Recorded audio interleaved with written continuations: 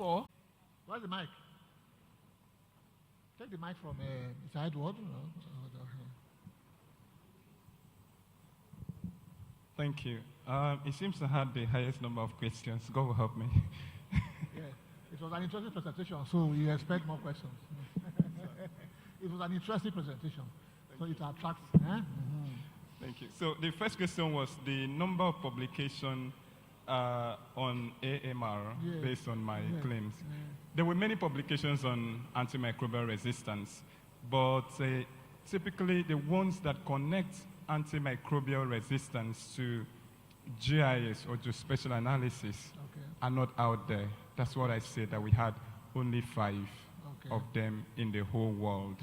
And then the 6th one is this one that I have presented today. Are you sure you did diplometric analysis and yes. you arrived at only 5? However, there are tendencies that there may be other papers that I did not see during the search because internet does not show everything. Maybe there were ones that were published not on internet or not on the databases that I accessed. So we are open to that. So everything I've said, they are not written on rock. They can be changed. Thank you very much. And someone talked about having checked World Health Organization data and seeing if they can be useful. So far, as far as I know, at the time of the research, that data was not publicly available for use and on antimicrobial resistance. But however, I try not to use World Health Organization data for my research as a geospatial expert because of introduction of noise and data interpolation. A typical example is this. The World Health Organization and other bodies will take a sample from this point and they will do an interpolation of 20 kilometers or 5 kilometers or 10 kilometers noise introduction such that they can hide that location. And if you want to do a real work, you wouldn't use that kind of data. That's just for their own viewing, just to give information. And I wouldn't use World Health Organization data except I worked with them and collected the data myself and I had the permission to use the data. But the ones they are published, they've definitely introduced noise to it. And you will see that what I'm saying is a fact. And then someone talked about African resilience to COVID-19. Of course, you know a general slogan that germs no dey kill African. And I think it worked during the COVID-19. And so we thank God for that. Here in Africa, we have different ways we solve our problems. We can take it to the church, take it to the mosque, take it to the, drink other things around. And so when I was giving my presentation not minding those other alternative medication. But this is Africa. We know how to solve our problems. And someone talked about my claim that by 2050, the human race will be wiped out, that human race has been very resilient over time. We have not been resilient sitting down. We have been resilient walking. But for the introduction of the invention of penicillin in 1928 to 29, we would be all definitely in a serious problem today. And after that, there has been more inventions and introduction of things that keep us resilient. So this study is about keeping on that resilient path by producing more that can help us stay in the fight against antimicrobial resistance. A lot of times, I know you are very much aware, there are people you... But not all of Africa. And then someone talked about the role of industries and to reduce antimicrobial resistance. There could be research, there can be partnership, there can be new drugs inventions that can be strong enough to solve the problem. Someone talked about disaggregating data to local governments. I did mention that the data is not even there, so we could only work with what we have. When the data is available, we can walk to the skies. Thank you very much. Let's give a hand of applause. But he has a question. Please don't go that way too. Madam has a question for you here. No, I just want to draw his attention. Okay. When he says that the World Health Organization data, please, I don't know what you have done. You said that the World Health Organization data has noise, has this, that unless you are with them, you cannot use their data. But in a situation where you show something that you have some gaps in data collection, so do you just generalize your own, or do you just make your conclusion when you can use their data? You talk about data gaps inside, right? And that's why she says World Health Organization have some data that you could use. So if you have already formed an opinion against that, so how do you improve, your results?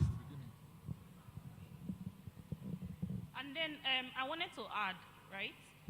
Because WHO, they publish their methodologies and how they collect their data and everything that they use. And WHO is embedded within the state ministries of health and federal ministries of health. And there's no research that they do that they don't do with the government, right? So I don't know, for the work that we all do within the development and humanitarian space, and even within government, they say we should use official data.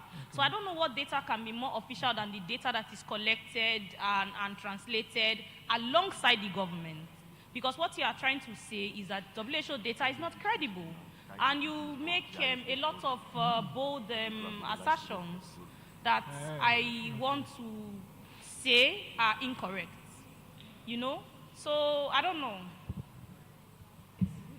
Well, maybe you continue with that conversation later, Dr. Otu. Two of you can continue later. Let's proceed. Okay. Thank you. Let's give him a round of applause, please. Thank you very much. We thank all of us for being patient and listening to the paper presentations. We have more to take on now. Let us give our ears to Tibe Etuk and others. The title is Feed Experiment of Utilization of Organic Fertilizers or Microbiota and Sustainable Maize Production in the Floodplain in Nigeria. Is she here? The main author. Oh yeah, please, you have our ears for 10 minutes.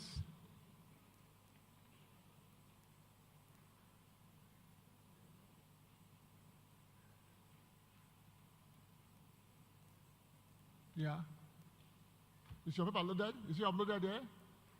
Eh? Or are you climbed the podium? Make sure it is uploaded. If, your slides are there, then you can give us. I am anyway.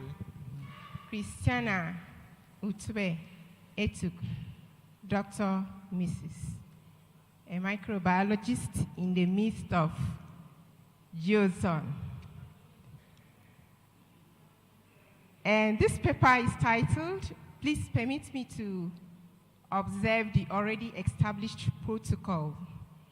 This paper is titled Field Experiments of Utilization of Organic Fertilizers on Microbiota and Sustainable Maize Production in the Floodplain in Nigeria. The co-authors are as presented there. Agricultural land are subjected to man-induced pollution and seriously threatened by increasing environmental deterioration and eutrophication in the aquatic ecosystem. Not only the terrestrial system is affected, also the aquatic. Now, my constituency, the microbial world, is also at a problem. They are having a serious problem because the agricultural land being utilized, most people are conversant with using the inorganic or chemical fertilizers. So hence, and we also have this problem of utilization of the animal waste or the organic fertilizers, what I term the organic fertilizers, because many people don't really make use of them, thinking that it is not fast as fast as making use of the inorganic fertilizer. Hence, this study was carried out in a field experiment for 2 years with one-time application of the organic fertilizer, that is for the first cropping. Pardon? Okay, please, I'm done with the introduction. Methodology, please. Next slide, methodology. Now on methodology, the study area is a typical tropical floodplain, a wetland soil in Ogun-Bonuzo, in the local government area of Akwa Ibom State. I won't bog us with the environmental parameters there describing the study area. The design of the experiments that was carried out was based on complete randomized block design, in which we had 3 treatment plots. The 3 treatment plots are the composted cow manured fertilizer, the poultry manured plots, and then the state plot being the control plot on which nothing was applied to. Now these plots were replicated twice. That is, we have a subtotal of 9 subplots. The same treatment was given to them. That is cow manured, poultry manured, and then the control. Let's go to the next slide, please. Analysis. Analysis of the sample, please. Run through. On the analysis of the samples, we have the microbiological and the physicochemistry of the soil and that of the organic fertilizers samples. The samples were like the fertilizers, organic fertilizers, that is the cow dung and the poultry droppings. They were collected from private farms. And then the test crop being used for this experiment was a maize crop. A resistant variety, the white species, was obtained from the Akwa Ibom State Agricultural Development Project, ACADEP. We subjected the soil, both the soil and the organic fertilizer, before application onto microbiological tests, where we analyzed even the soils. The baseline data was obtained, where we looked at the microbiological as well as the physicochemical parameters of the soil before the application of the organic manure.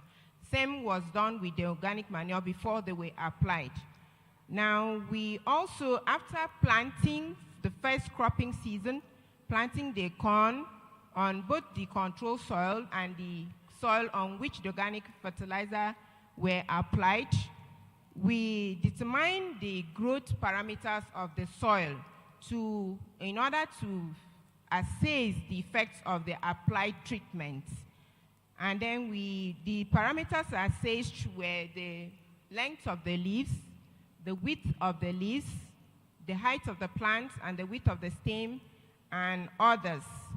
We also analyzed the yield of the crop after 13 weeks after planting, 13 WAP, that is 13 weeks after planting. The maize crops were harvested, subjected them to some analysis, and we call that the yield parameters test of the crops. And this includes the number of grains per cup of corn, the weight of the grains per 100 grains of maize. Then at that 13 weeks, we calculated what is known as the harvest index of the crop. This is as proposed by Pennington 2016. With the total actinomycete count, these are names of microorganisms.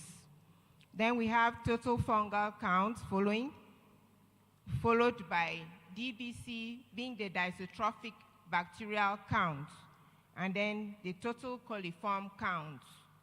That was the least. The highest was the total heterotrophic bacterial count. Thus, from the results, the most abundant of the microbial groups observed from the soil analyzed was the THBC, the total heterotrophic bacterial count, and the least was the total coliform count. During the second cropping season, same pattern followed. Please, next slide, let's look at the charts. Okay, the charts there, the blue color is identifying the control plot, which had no treatment of any of the animal waste applied to it. And then the orange color is the cow manure plots. The idea is signal in poultry manure plots. Please, next slide. I have a table, table 1. Please, let's go to the table. Table 1, the microbial isolate obtained. A total of about 12 microbial species were isolated, some of which were the Azotobacter, alkaliens, Micrococcus, Bacillus, Klebsiella, Proteus, and Nocardia. And on the next table is, please, the table, properties measured in the floodplain. And we have temperature in the first, they are not showing the table. The first column there is showing IBSO. This IBSO is referring to the INI plot before sowing, before planting. That is the baseline data before we started application of the fertilizer and then planting of the crops. We analyzed the soil.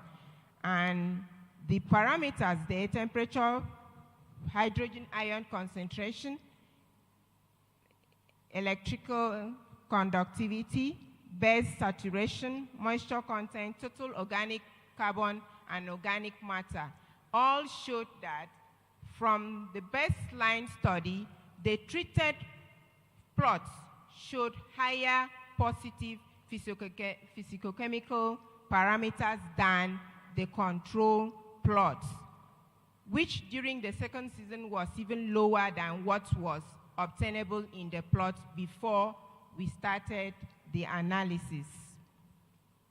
Now, effect of the organic fertilizer on the growth and yield of the maize planted. For first cropping season, we have average plant height. It was more in the IPM. That's the one I highlighted there with red ink, showing the highest, and the plot on which this occurred was the IPM, which is the poultry manured impacted soil.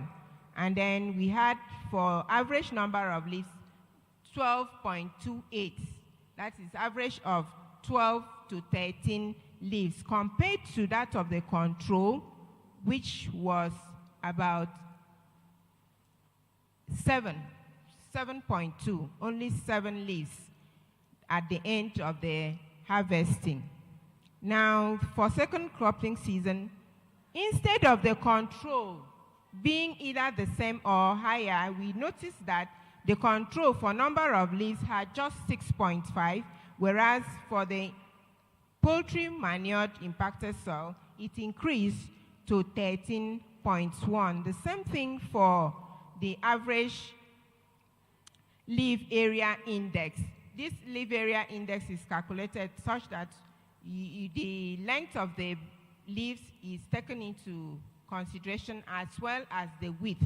And then we found that for still the poultry manured plots, that they were up to 51.73. And in the second cropping season, it increased to 60.45 compared to the control, which was far lower at the range of only 3.46. Now for the yield index, the grain yield was as low as 0.31 in the control compared to 3.1 in the poultry manured soil.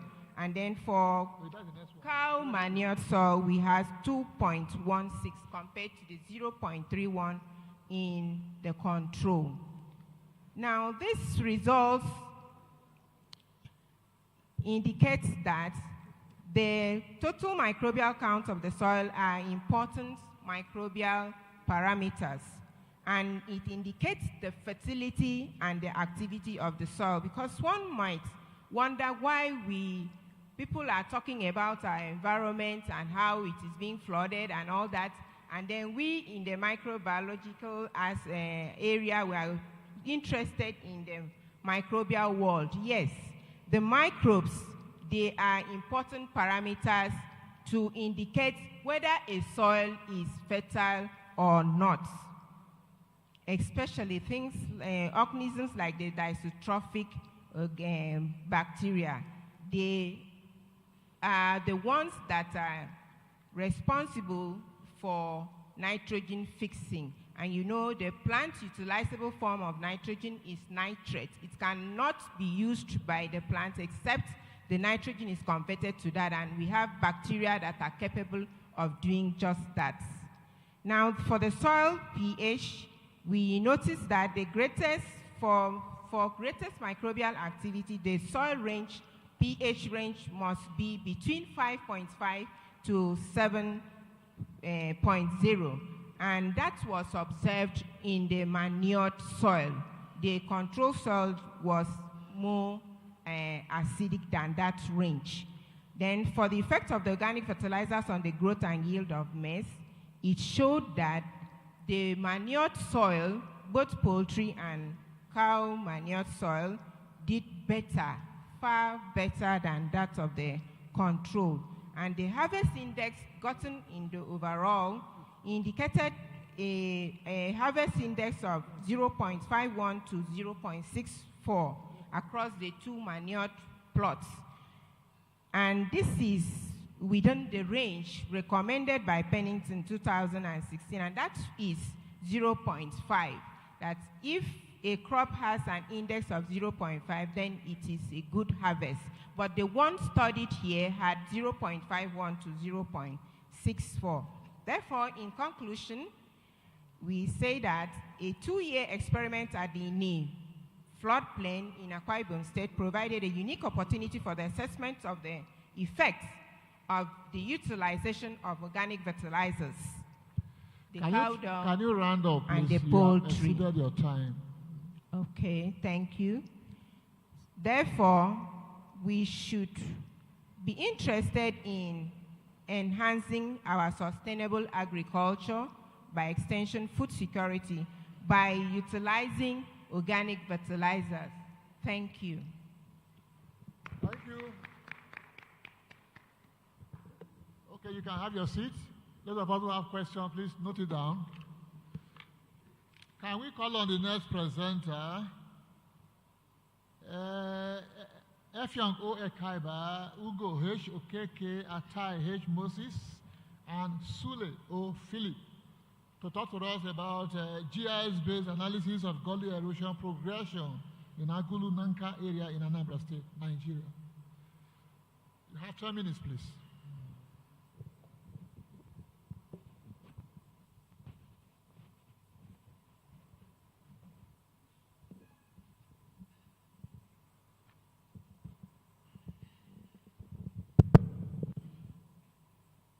Good afternoon, President GEOSON.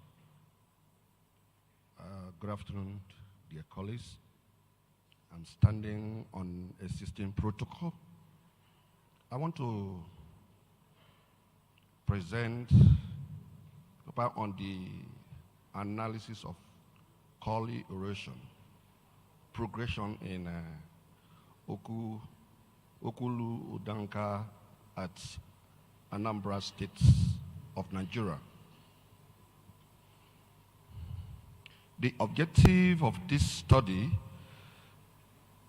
of this gully erosion is to guide the change of the study area between the 1998 to 2015.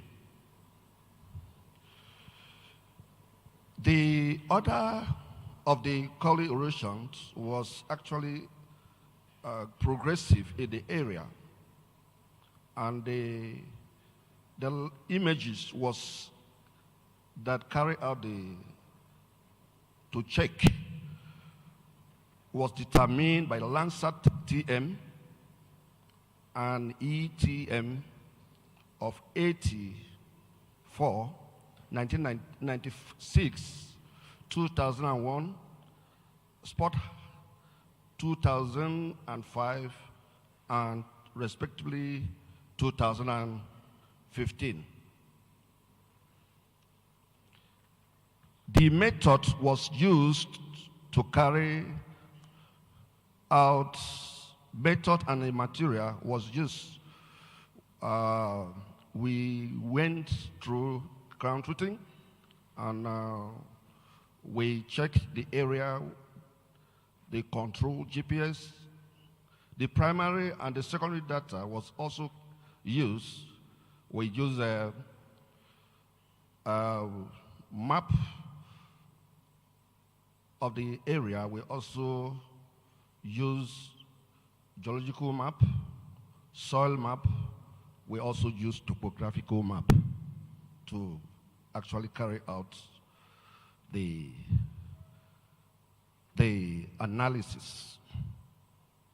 We look at the land use of the area from 1984 to 2015. The result was actually achieved, and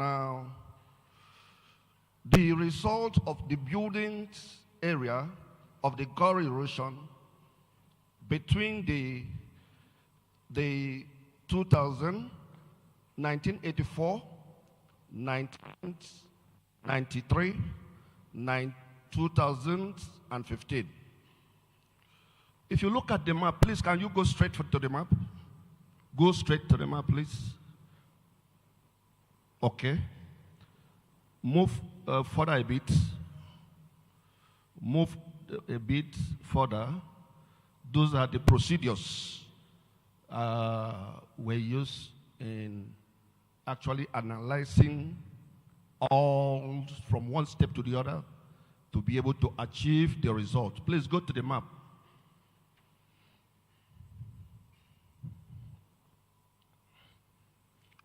Okay, the map shows that that is 2000. Go map 84, 1984. Check 84. Go down. Okay, is that 84?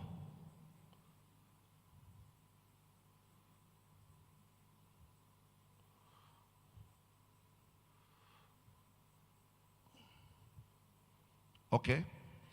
You can see the variation of the effects of the core erosion on the area.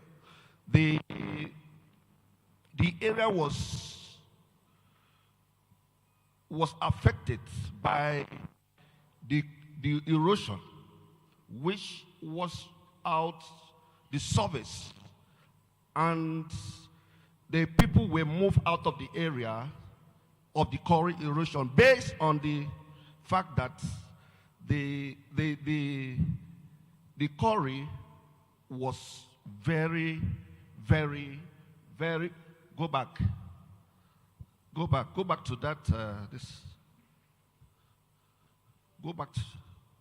back to that. The photograph. Okay, let me go to the map, the area map. Go to the other one. Move down. Okay, you can see that. This is 84. The map, you look at the washes of the core erosions. If you do the comparison of the two, you see that the 86 were greater than the 84. Go up a little. Then 2021 was more greater. And 2005 was expanding due to the washes of the surface. Go up a bit. Then 2015 was affecting not only the center, but it affecting around, because it washes at the center. It affected other ones around. So at that stage, the calling was actually affecting the area which everyone was moved out of the place. Move again, up. Up, go down, go down, go down, go down, go down. After, okay, move up. You can see the height to the ground that actually affects, watches all the land off based on the result I show on the images. On the physical ground truthing, all this was washed out. The hill of this very point where people were living at the up. So people were moved out for safety. Go to the conclusion.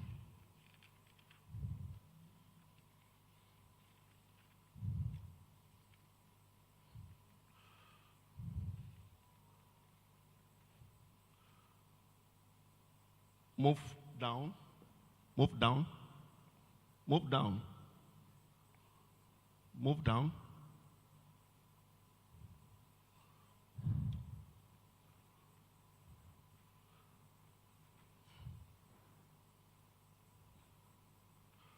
So the results the affected area was actually, we used digital elevations model to actually model the area to see the depths of the area, how far it has gone from the surface of the Collie erosion.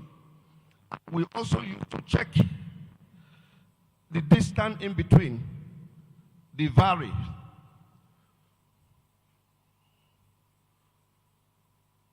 These are the depression. Go up a bit. These are how the thing was affected. People will move out, move up, move up. These are look at the graph. It shows 84. And also look at 2000, between this, the percentage was high from 4.9 to 17. If you look at that first one, that is the Corrie area. It affected the percentage of about a 13 point something. That is the percentage, 13 point something. Between the middle of that is between the 84 to between the 84 to 2005. Then look at the building was 8.51, which is, if you minus it, is 20 point something, which is was very on the high side. You look at the vegetation. The vegetation was 80, which was was still on the listing. It affected the area. So go up a bit. Go up a bit, up a bit, go up, go up, go up. Up, not down. Go up, go up, go up. These are the elevation model. We use elevation model to determine between a particular distance to a distance, which show on the graph how the thing was actually affected. We move from A to B, B to C, and we pick a point to actually determine, and the thing was on the high side. Go up a bit. You see the graph elevation model that actually shows how the distance between the particular distance to distance were measured to actually determine the volume that was actually affected. Go up a bit. Then this is the modeling. Go up. these are the slope which in the coal erosion area, which were also carried out. Go up. Yes, this, you can see the erosion spots, multiple moving. It was moving, it was calculated from one point to the other. I'm using the moving system to be able to overlay to actually check the affecting area. So these are the things that actually affect the area. Go to the conclusion.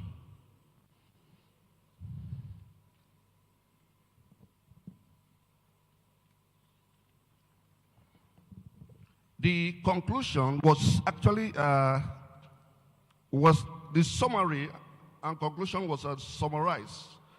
We advised so many ways of. We talk about we talk about within this thing, the significant trade, the significance of the coal erosion on the area that we express that more impact of reinforcement to be able to secure the place of the area by tree planting, and also to work on the affecting area by nothing. They have not done anything to be able to stop they cut down the trees due to the other, and it now transports to the slope, affects the lower parts of the coal erosion. We recommend that the spatial related change are constant of the area affected. That means they need to be mapped by the mapping system. We map through spatial regulations. We use the tool of GIS to be able to carry out some analysis which will be able to prevail and help to secure and also reclaiming the affected parts of the area. Secondly, since the mapping and the spatial management are certain, the dynamic of coal erosions will be eliminating from one step to the other to be able to recover back the affected parts. Thank you. God bless you.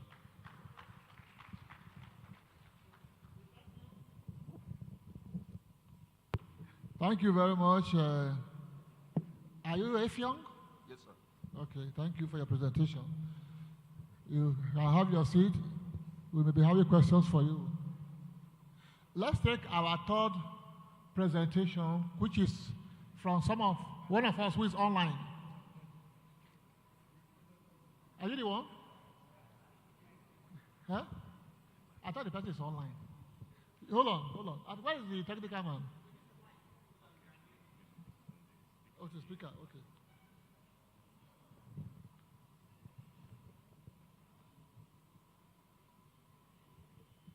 The speaker we are expecting to hear from is A.M. Bello and A.B. Hassan, who will be talking to us about application of geospatial techniques in revising and updating street names in Bonkoro District, Cadastral Zone C18, FCT, Abuja, Nigeria. He's not able to make it, but he wants to present from his home. We are with him.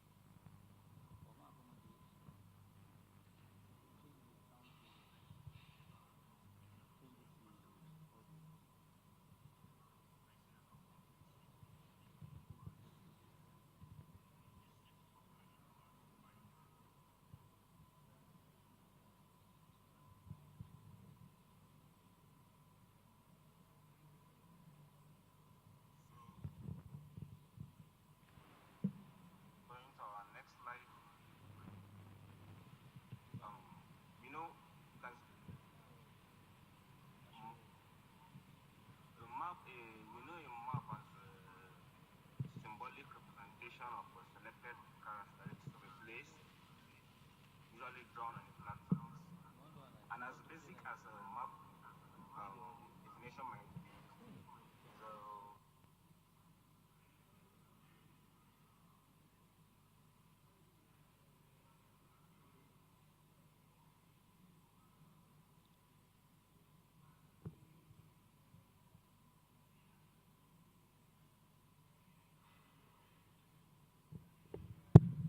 Technical, do we have the Zoom presentation link?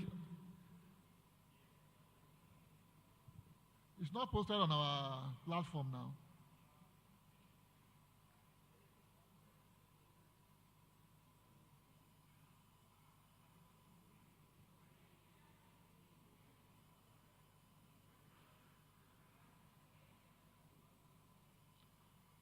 Put the mic by the speaker of the laptop.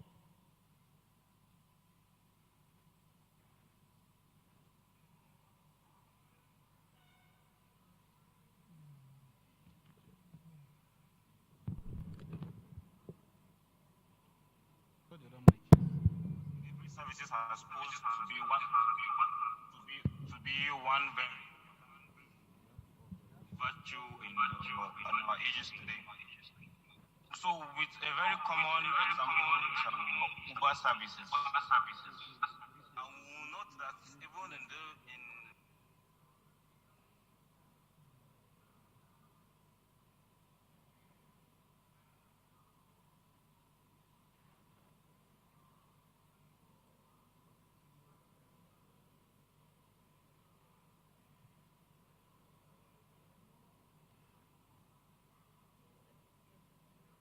The second one.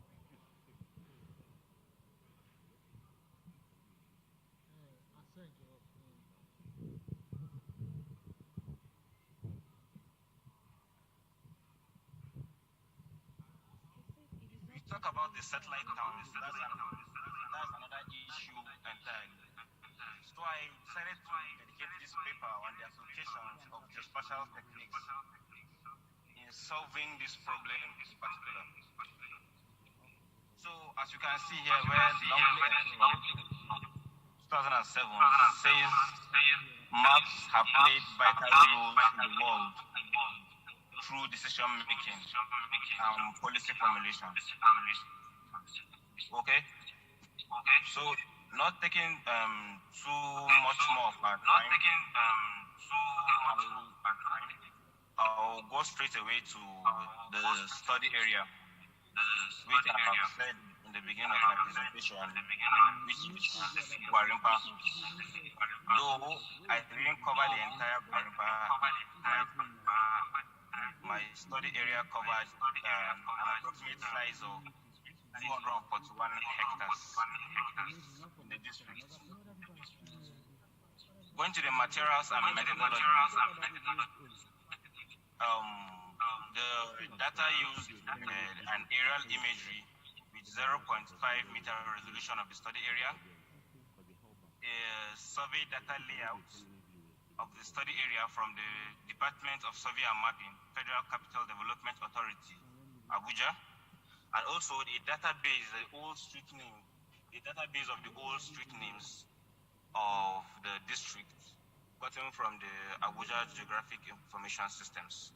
And some of the hardware used were the GPS, the camera, the printer, scanner, photocopier, which are essentials, the laptop and so. And also the software used was the AutoCAD 2007 package, the ArcGIS 10.2, and all necessary Microsoft packages, the 2010. So first of all, we had to reference the aerial image, which is on our ArcGIS platform. The pyramids were created on the ArcGIS platform to bring this image in harmony with the GIS platform. The image covers the entire study area which I visited. After that, a root mean square error was carried out to ensure that the error is as minimum as possible And going with the statement of Hanan in 2019, saying a root mean square of 0.2 indicates a very minimal root mean square error. So also, there's our credit to the Department of Survey and Mapping and the FCDA, Federal Capital Development Authority in Abuja, whom has the study, what's the name, layouts, the survey layouts of a majority of all the district areas in Abuja. I got the survey layouts of my study area from them, and their survey layout displays the beacons of the entire district, the available beacons of the entire district with their coordinates. So using the 2007 AutoCAD software, I extracted the entire beacon coordinate I needed for the study area, which were over 2,000 beacon points extracted from the AutoCAD 2007 software. Then after the extraction from the AutoCAD software, those beacon coordinates were overlaid on the aerial imagery, which was georeferenced on ArcGIS. So this is to ensure that my georeferencing, to make sure the accuracy of my georeferencing, and make sure that everything I'm doing is in harmony with the actual coordinates on the ground. This is this could also serve as a further accuracy statement, showing we can see that the whole point overlaid accurately on the map, on the aerial imagery. What's the name? Gwarimpa aerial imagery, that's Bunkoro district, C18 cadastral zone, Abuja. These are the points on green. They are all overlaid at their appropriate positions. Then getting to the acquisitions of the current street names. That was carried out by field work. I went to the field with the aid of a driver for shuttling. We visited the entire streets that covered the study area, each one after the other. Visited the entire streets in the study area, picked up the recent street names. Some streets were still using the old street names. That was noted. And some streets lacked, the sign notes, the street notes to show the street name.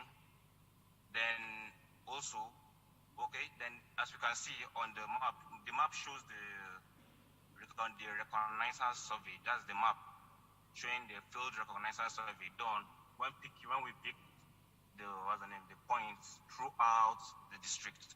We picked the street names one after the other.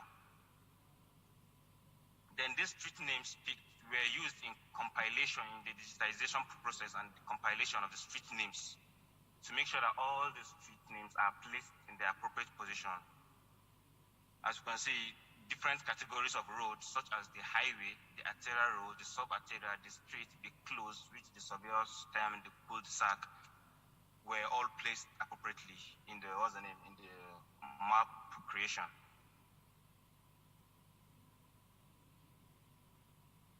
Then also, as you can see, they will be going to our ground truth, our ground truthing points. We took, after the compilation of the map, a ground truthing was carried out. So this final ground truthing and identification of features on the map was used to make sure that our work on the map is the same as the work on the actual ground. So to make sure that an added accuracy assessment to make sure that the features land where need be. So like you can see some of our ground truthing points and their XY coordinates, the Domino's Pizza in Gwarimpa, the Lingerie City. Then we also picked streets, which is the Pa Imodu Michael Avenue, popularly known as the 3rd Avenue. That was the initial name. Now, which is renamed to Pa Imodu Michael Avenue, the Christiana Ajayi Opunga Street. And we also picked features as Bank, the Zenith Bank, the Polaris Bank. Then we used some known residential buildings, which we could easily identified. Then after all this map compilation, we'll find out that what the essence of this study is to solve our problems of obsolete maps in Nigeria. So we know that people use one of the most effective maps being used in Nigeria right now is the Google map because of its efficiency.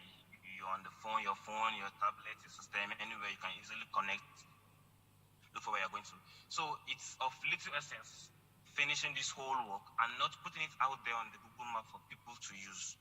So therefore, an effort was also carried out to upload this, this work for review, these revised streets and updated street names for review to Google, and also update for the use of all Google Map users. So this is an example, which is the Cardinal Academ Street, which was formerly known as a 323 road, and on the map before it was a 323 road. So now it's an Cardinal Academ Street will be way much easier for people to locate now using the map now, because easily type in your Cardinal Academ Streets and they can get Google will send you, will take you there, instead of how it was way more difficult of using 323 road, which people don't even know, or maybe using a street that is close by. So as you can see, the presentation of our previous highly esteemed presenters are very essential to our development in this country and the globe. But it all ties down to how efficient our map is, how updated our map is, how recent our map is. The study of geospatial science in general is tied down to how effective our local maps are. It goes to a high way in giving us more accurate results, in making our works more effective, and in pushing the frontiers of geospatial science in Nigeria and in the globe. And that is, we highly also recommend that our policymakers to utilize more efficiently the adaptation of geospatial technology in sustainable development in Nigeria. Thank you very much.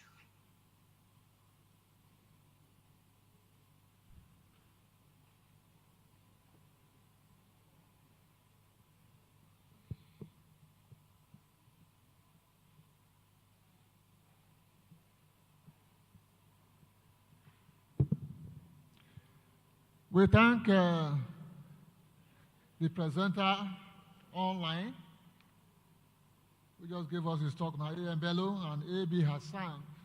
I hope he stays on to answer questions that will come from his presentation.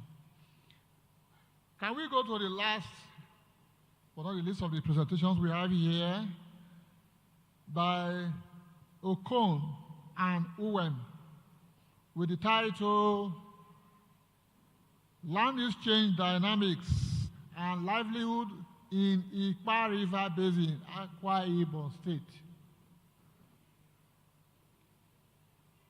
The mic somewhere there. Please, let her have the mic.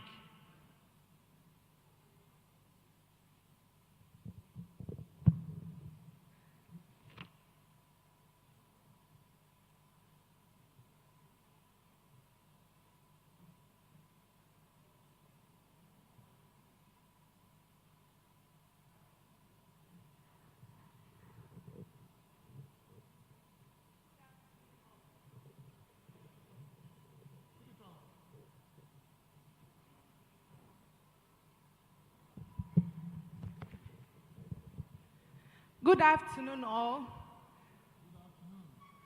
My name is Ememanie Kanokon, a PG student from the Department of Geography and Natural Resources Management, University of Uyo, Akwa Ibom State. I'm presenting on the title, The Impact of Land Use Change Dynamics on Food Security in Ikpa River Basin, Akwa Ibom State. We know that land is a natural resource and very critical to human existence. Due to this, human activities have been carried out to obtain these food products for human well-being and to improve their livelihood. Based on this, there have been direct impact on the land cover of the area, as well as the global environment.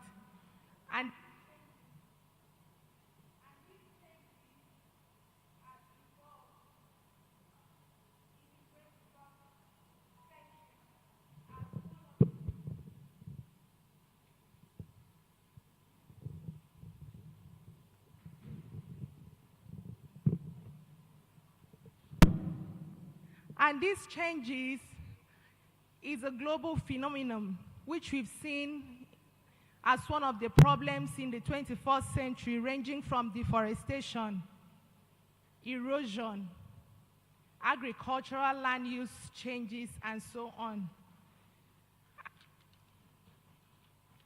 Due to this effect, research has been carried out on the activities in the area. But on the other hand, the impact of land use change on the food security of the area has not been fully researched.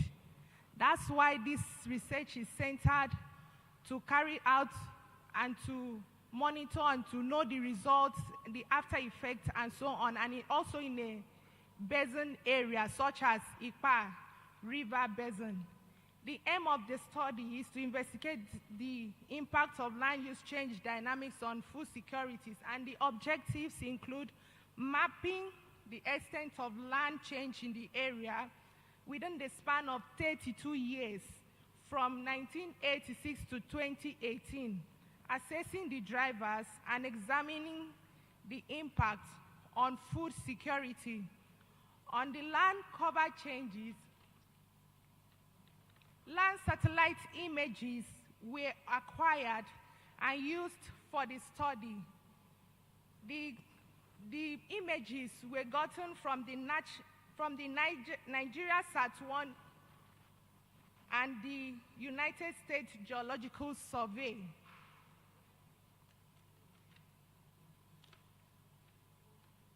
Also, field work was carried out and questionnaires were given to obtain information on the level of land use and the food security of the area. The results obtained showed that land use has been affected by reasons of human activities, and the classes of land cover assessed has been changed from the first year, which is in 1986, to 2018. For example, the open water had changed from 40.3 kilometers squared to 34. That is a decrease changed. Compound farmland had changed, had a decrease of 18.1%. Built up area had increased. The other decrease was at the expense of the built up area.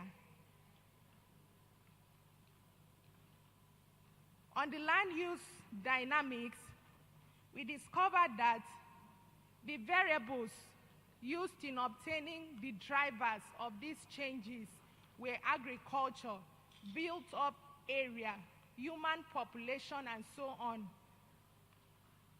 And the results for the impact on food security showed that the agricultural land has been reduced, has been impacted due to short fallow season, fallow periods, and also due to other environmental factors leading to the decrease in crop production at the expense of built-up and so on. And the results obtained showed that if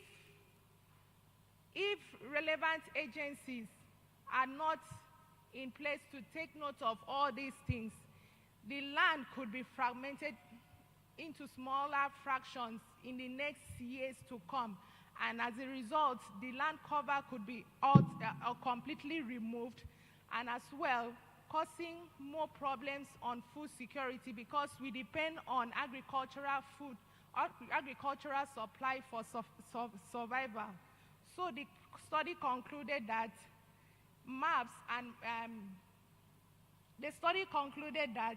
monitoring of land use should be carried out, and as well as the provisions made for food security should be made. The regular auditing of these things should be done by regular authorities so as to conserve our environment and also lead to increase in food supply. Thank you.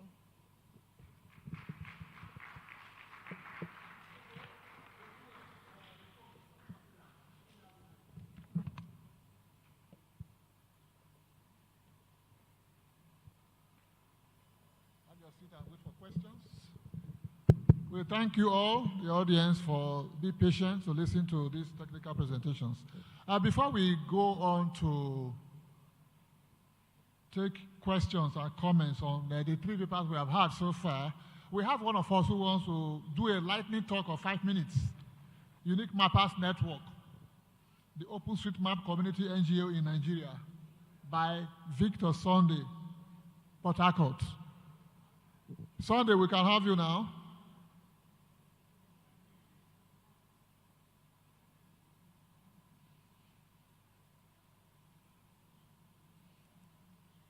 Technical, let's have him link up.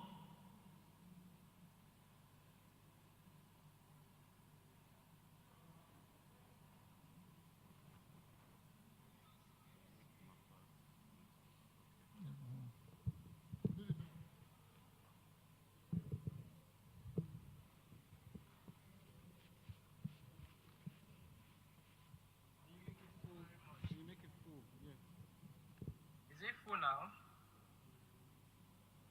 Hello? Yeah, it's fine. It's fine. Go ahead.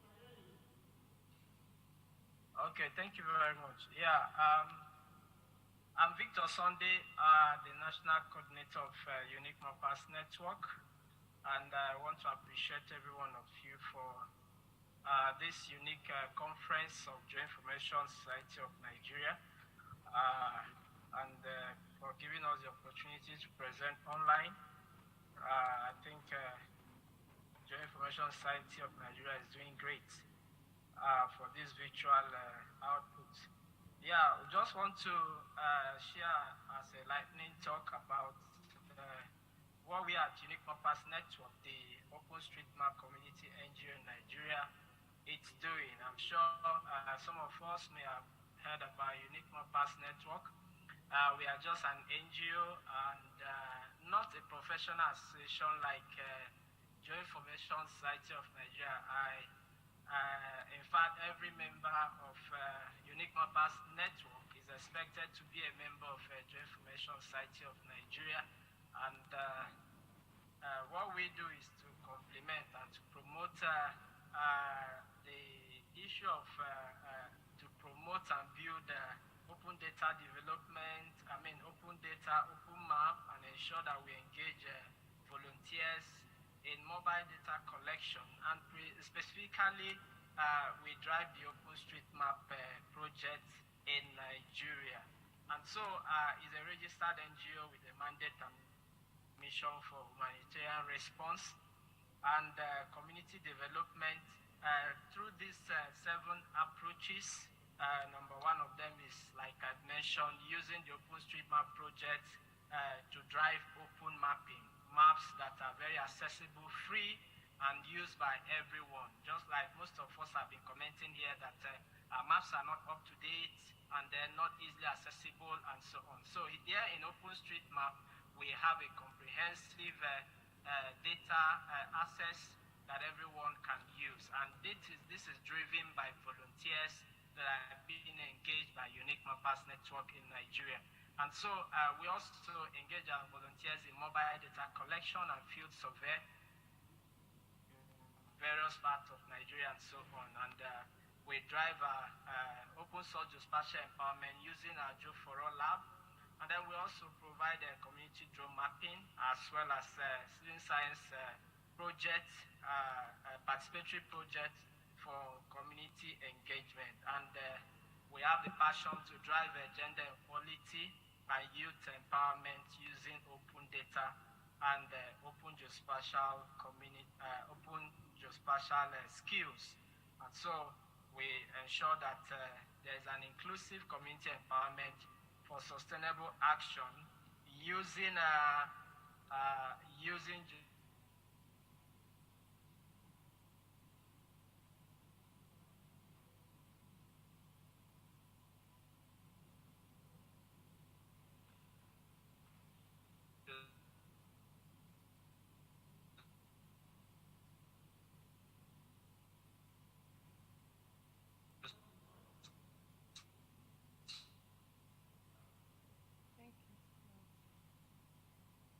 more than countries in Africa and beyond. We have also been able to engage volunteers to map more than 2.1 million buildings in Nigeria. And when we talk about buildings, we're talking about maps that has building footprints that you can actually use to, identify, have an accurate figure of what is happening anywhere and so on. And so that also includes more than 34 kilometers of road that have been provided as part of the future data in OpenStreetMap. And beside that, we've engaged more than 250 citizen science volunteers, a land pollution lookout in Niger Delta and wetland. And you can also see, so far we've been able to engage more than 500 volunteers in various projects. We've had some challenges in these past 5 years, and you can see from the slide there, which includes a lack of funds, corporate partners for collaboration, mapping device, because when we engage our volunteers, which include retirees, which include students and the youths and so on, we have this challenge of providing, the mapping device. If you don't have a laptop to be engaged to map online, to digitize buildings, digitize features and so on, you see that it's become an issue. If you don't have a good smartphone to go out for field data collection, like for instance now we talk about the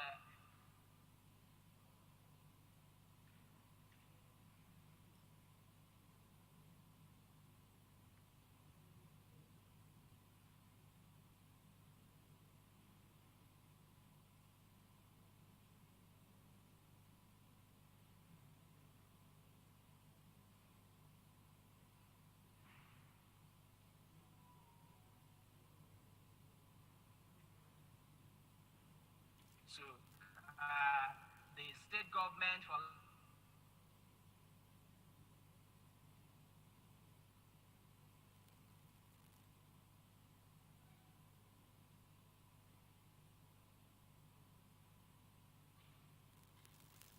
Hello, can you hear me? Hello? Yes, we can hear you. Yes, go ahead, we can hear you. Okay.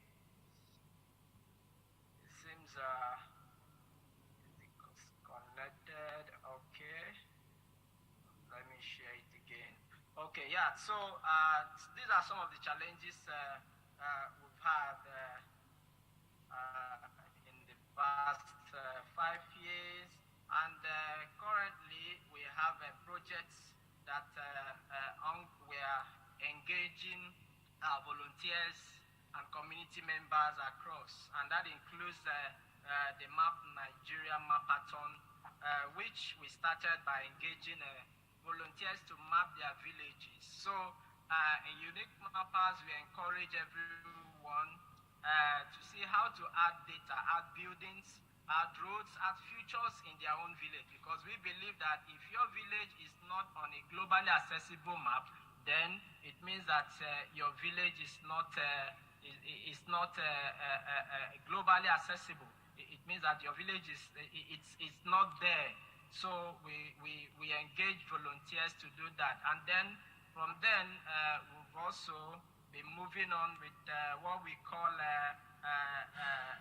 Map Nigeria Mapathon for social good.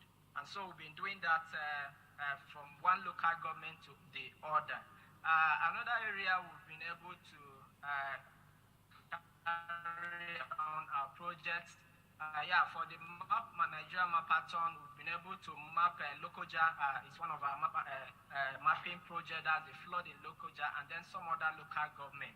And then currently also, we have a project that we are going to commence in December, January, running for 6 months, and that will enable us to engage, create Mapathon centers in different zones in Nigeria so that we can actually drive data access and open data and so on.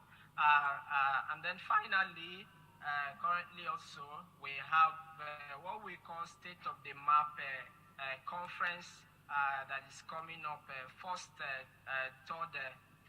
to 3rd December here in Port Harcourt, just to bring together all our enthusiasts, volunteers around OpenStreetMap to join us, and then we'll be able to provide training, we'll be able to engage them in mapping some areas, respond to some vulnerable communities in Nigeria, and then provide some skill acquisitions, skill training, and so on. So we want everyone to key into this, and that to be a hybrid event that is also pulling others from outside the country. And in our research work support, we've been able to provide this kind of support, as you can see from the screen, quality maps for research. So we help researchers to ensure that they have quality maps, quality data, and so on.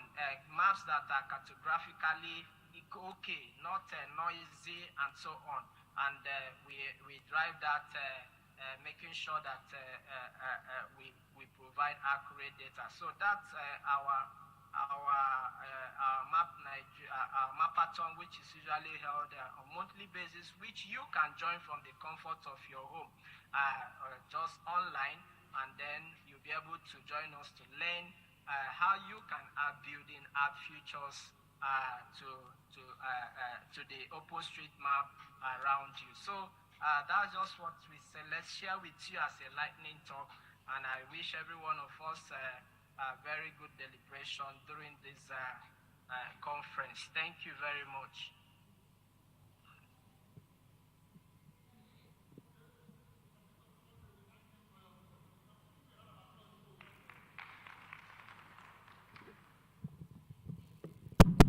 Thank you all for listening. Now we can now take the questions arising from the presentation. It says the 3 papers that were delivered here this afternoon. One has the title, Feed Experiment of Utilization of Organic Fertilizers on Microbiota and Sustainable Maize Production in the Floodplain in Nigeria by Christiana Utibe Utuk et al. The second one was a GIS-based analysis of gully erosion progression in Agulu-Nanka area in Anambra State, Nigeria, by F. Young et al. Then we also have the one by our postgraduate student, Land Use Change Dynamics and Livelihood in Ikpa River Basin, Akwa Ibom State, Okon, MM, and Uwem, J.E. Twain. Any of us with questions or comments? The essence is to improve on the papers. Yes, please. My dear lady, please, let's hide the microphone there.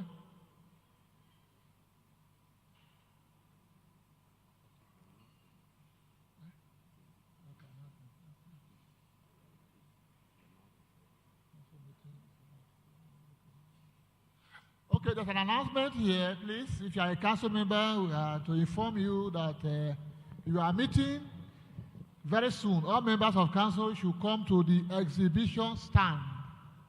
Now, council members, please. Okay, thank you. My question is on the second presenter that talked on gully erosion. So I want to ask, what are the field measurements you did, and what are the instruments you used for the measurement? Then the second question is based on the dam, the graph on the dam. What are you plotting against each other? the axis XY. Then the third one is the hotspot multiple buffers. What are the distance of the buffers you generated? Thank you. Then the next one is on change detection. The change detection map, the overall change detection, is it from the change detection analysis that you derived the map, or you overlaid the classified output of the other years on it? Thank you. We appreciate when asking questions or making comment, you tell us your name, because we are taking notes here too. Please. Okay, my name is Sovio Uju Izuebu. Thank you. Thank you. Next question.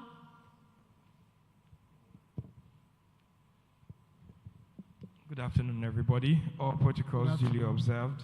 I remain Sovio Eremose Ezekiel from Edo State. I wanted to make an observation concerning some of the presentations.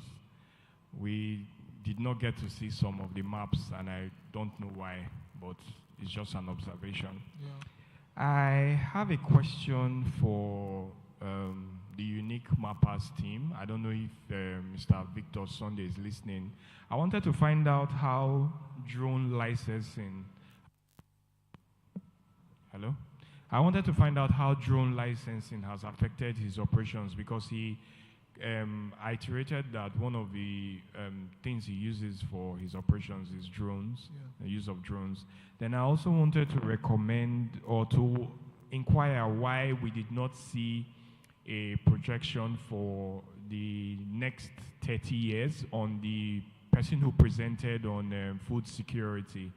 She did an analysis of from, I think, 1986 to 2018. So I wondered why she couldn't extend it further and to say, like the other presenter, that maybe by 2050 there will be no land for agriculture in that river basin. Thank you. Thank you. I think that's a very valid one. You have a question? Okay, my colleague here. Hello, everyone. I stand on an existing protocol. My name is Christopher Abetianbe. My question is for the second presenter, whose paper was based on a time period of 1986 to 2015. That's a 29-year period. And in the Anambra River, my question is about the objectives, because he mentioned two objectives of the study. 9 years, and from the map he showed, the gully was getting wider and affecting other areas of that environment. So if there's an agency in charge of that area, what is being done? And how can we, I guess this is my second question, how can we hold such agencies accountable for that kind of problem? Thank you very much. Thank you. Go ahead. Good morning, all. My name is Nwaigwe Magnus Ikechukwu from the Advanced Space Technology Applications Laboratory, Uyo. I have a question for the person that presented on land use change dynamics and livelihood in Ipa River Basin, Akwa Ibom State. My number one question is observation. When you were talking about the data you used, you made mention of Nigerian Sat1 and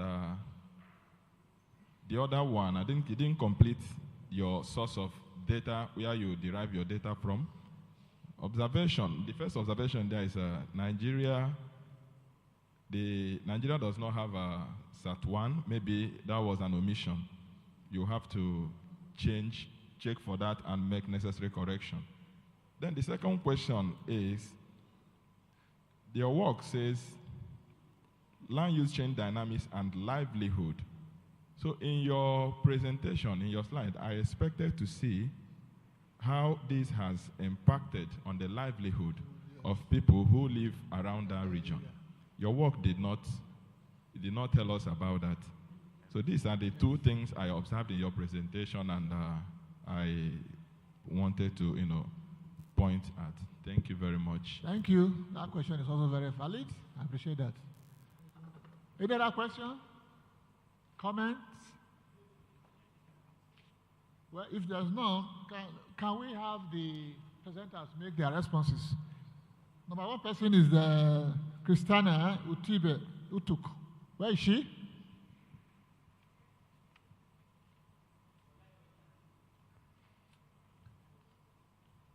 We'll appreciate if you come forward so that we can see you from here. Carry your notes. Yes. Thank you, but there's no question directed to me, sir. No question. No question? No. On your field experiment on maize, right? Okay. You have no question. Okay, we'll call on the Dr. F. Young et al. Where is he?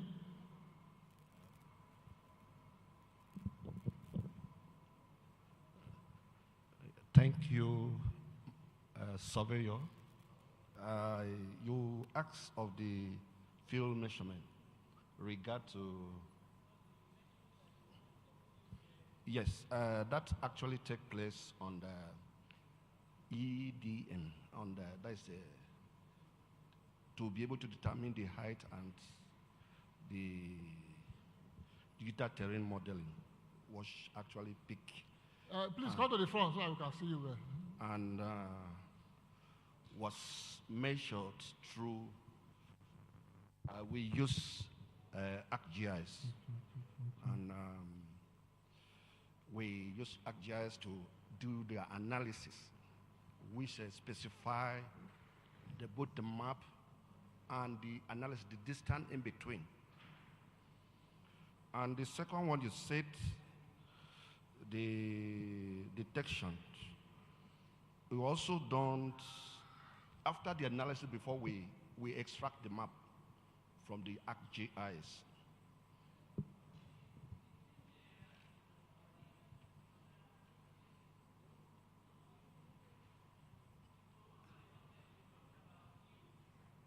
That was ground truthing. We went through ground truthing. Yes, we go through ground truthing. We pick some GPS point around the Collie erosion. No, we use digital terrain modeling to be able to determine the height. Yes.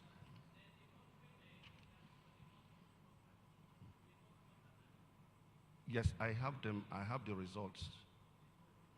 Buva, yes, I have the result. I can send it to you. Give me your email. I will send it to you. Yes. Then, okay, you were asking 86 to 2005. Anything done on the agencies that regard to that place?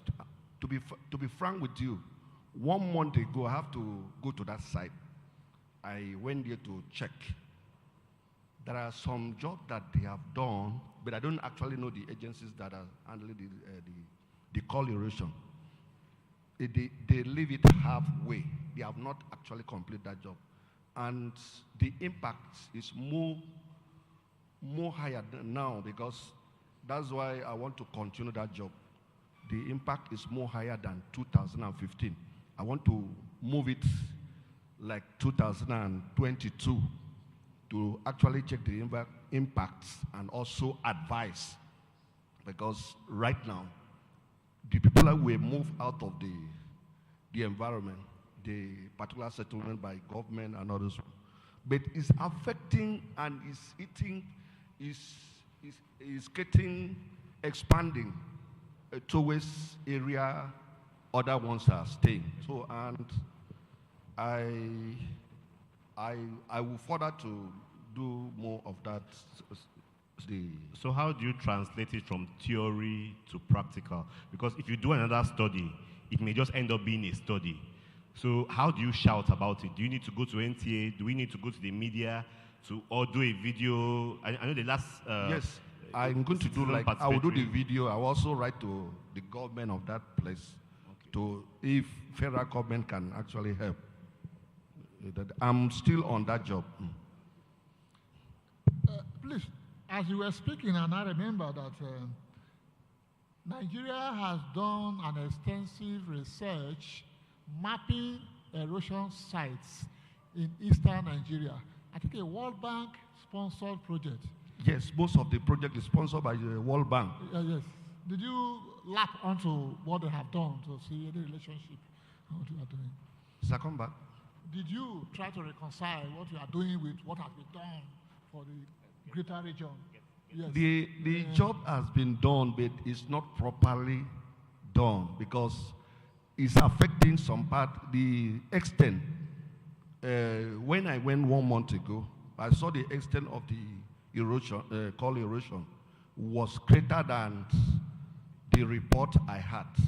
So that actually motivated me that I need to do more research to be able to check the extent more regard to that, so that I can also recommend to the government and probably video and all those things, and also write to the state government to maybe probably to the World Bank. Thank you, sir. Thank you. Can we hear from Okon, MM?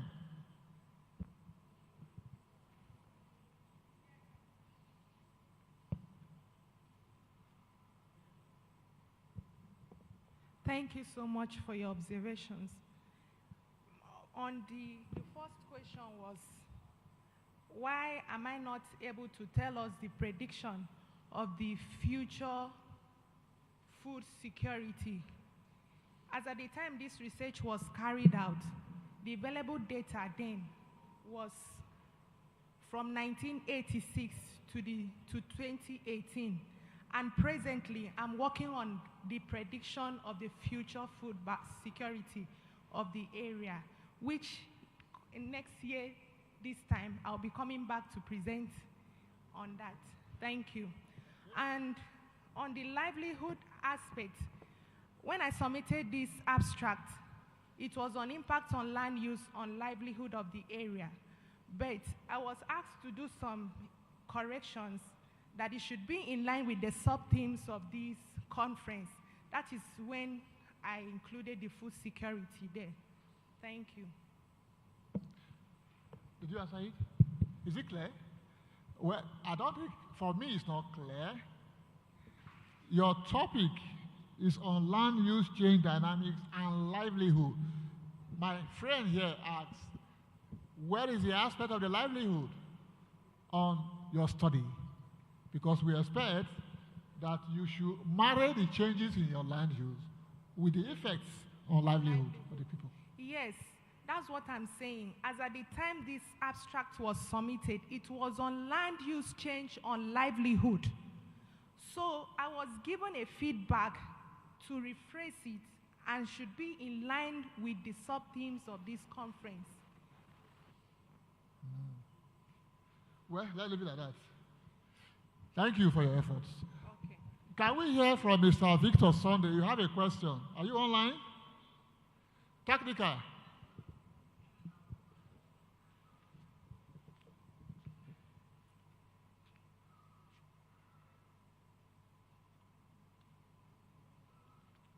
Hello?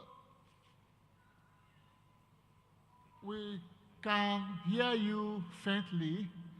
We don't have our technical people here to help us heighten your voice. The question that was asked was around drone, the use of drone in the country, the rules, and the stringent rules, and how difficult it is to get the license and so on.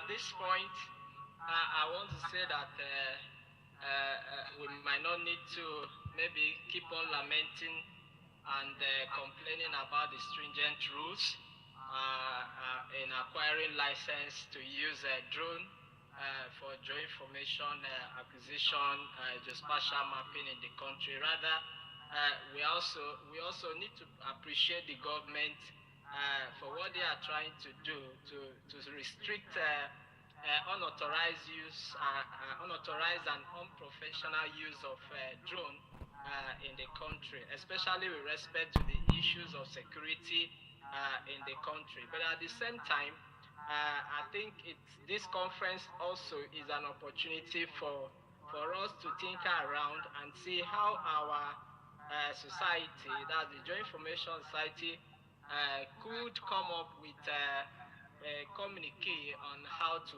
address this issue of drone usage in the country, especially with respect to advancing geoinformation in the country.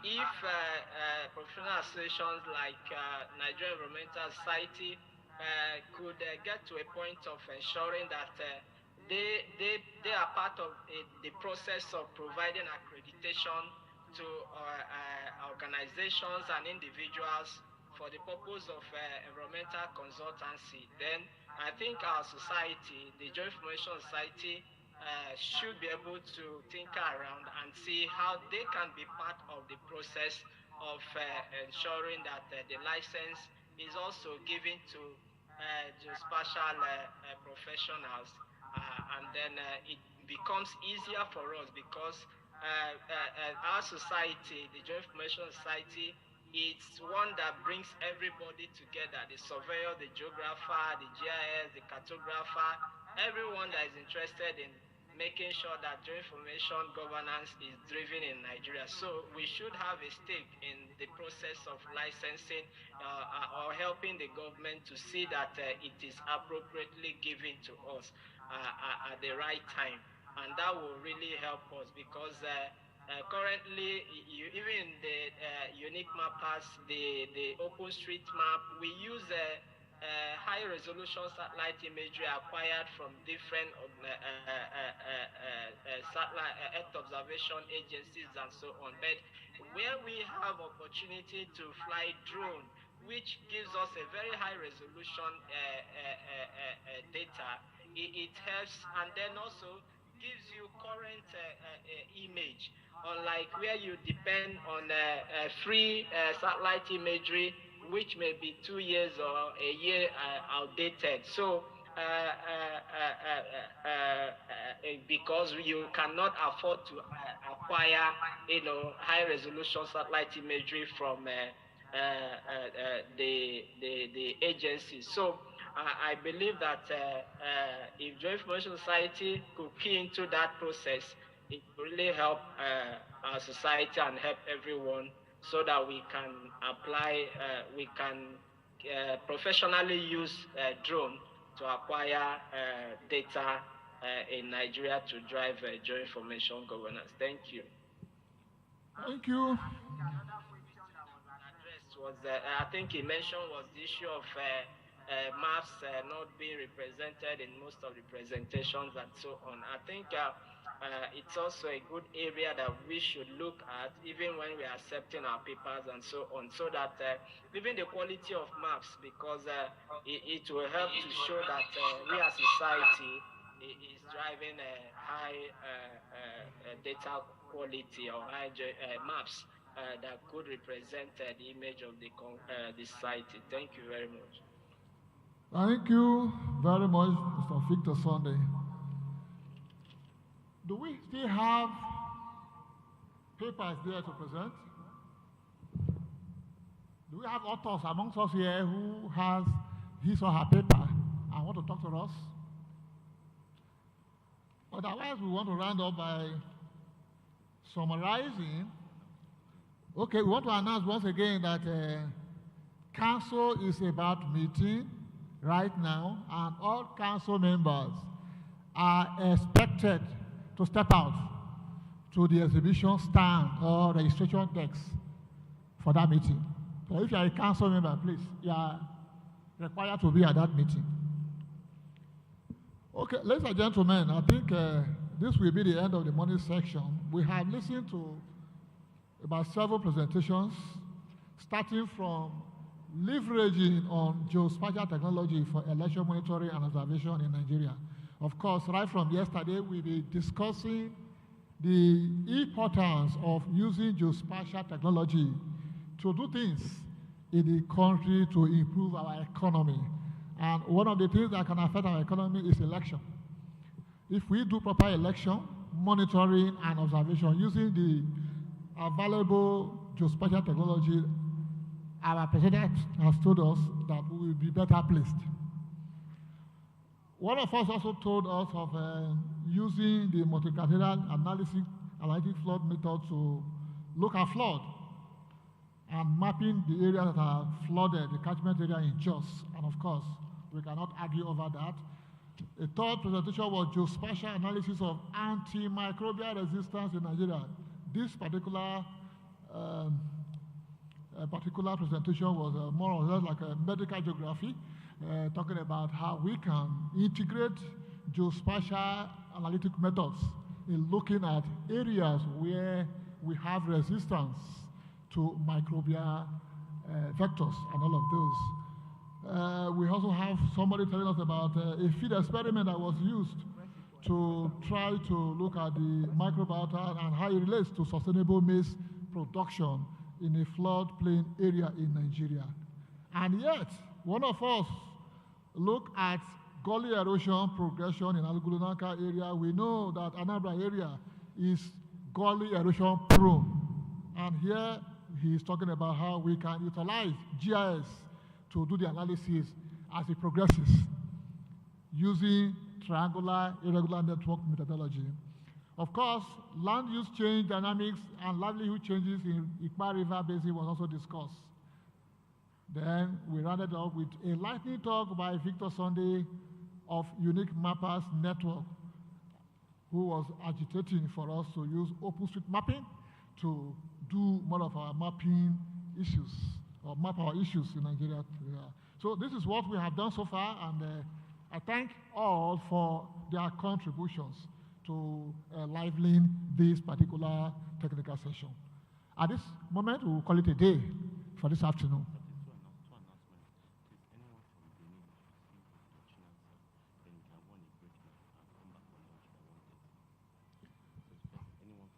Okay, we have an announcement. If we have anybody, one of us who is from Benin, please link up with Dr. Chinasa. At where? At the back. Okay, at the back. While we now proceed on break, we will come back for lunch by 1:30. Thank you all.